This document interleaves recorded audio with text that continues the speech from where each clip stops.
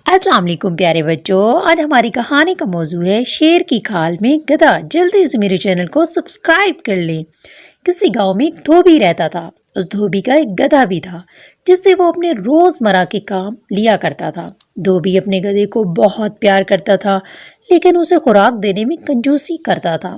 بیچارہ گدھا اتنا کمزور ہو گیا کہ گھر لوٹتے وقت بیچ جنگل بوجھ کی وجہ سے لڑکھڑا کے گر پڑا۔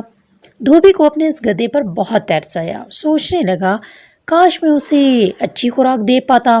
دھوبی ذرا آگے بڑھا تو اسے ایک مرا ہوا شیر ملا۔ دھوبی کو اچانک خیال آیا۔ اس نے شیر کی کھال کو گدھے پر لاد کر گھر لے آیا۔ شیر کی کھال کو دھوبی نے اپنے گدھے کو پہنایا اور اس کا بھیس بدل دیا۔ اب دھوبی نے اپنے گدھے کو کھیتوں میں چھوڑ دیا۔ کسانوں نے شیر کو دیکھا تو خوف سے بھاگ گئے اور گدھا بے خوفی سے چرتا رہا۔ صبح ہوئی، دھوبی اس گدھے کو واپس گھر لے آیا۔ کئی دن یہ سلسلہ چلتا رہا۔ گدھا اب موٹا ہو گیا تھا۔ وہاں کسان فصلوں کے نقصان کو دیکھ کر پریشان تھے۔ انہوں نے چھپ کر انوکھے شیر کو دیکھا جو گوشت کھانے کے بجائے گھاس کھاتا تھا۔ اسی دوران گدھے نے اپنی آواز نکالنی شروع کر دی۔ کسان چونک گئے۔ اچھا تو ہم بے وقوف بن رہے تھے، یہ شیر کی کھال میں گدھا ہے۔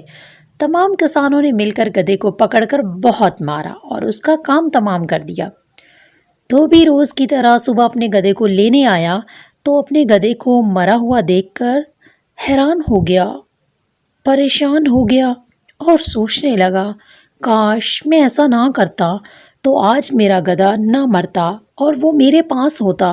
دھوبی افسوس سے ہاتھ ملتا رہا اور چپ سادے رہا، اور کر بھی کیا سکتا تھا؟ اگر وہ کسانوں سے کچھ کہتا تھا تو کسان گدھے کی طرح اس دھوبی کو بھی بہت مارتے، اس لیے دھوبی خاموش ہی رہا۔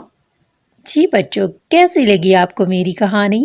اگر آپ کو میری ویڈیو اچھی لگی ہو تو پلیز میرے چینل کو سبسکرائب کیجئے، میری ویڈیو کو لائک اور شیئر کیجئے۔ شکریہ۔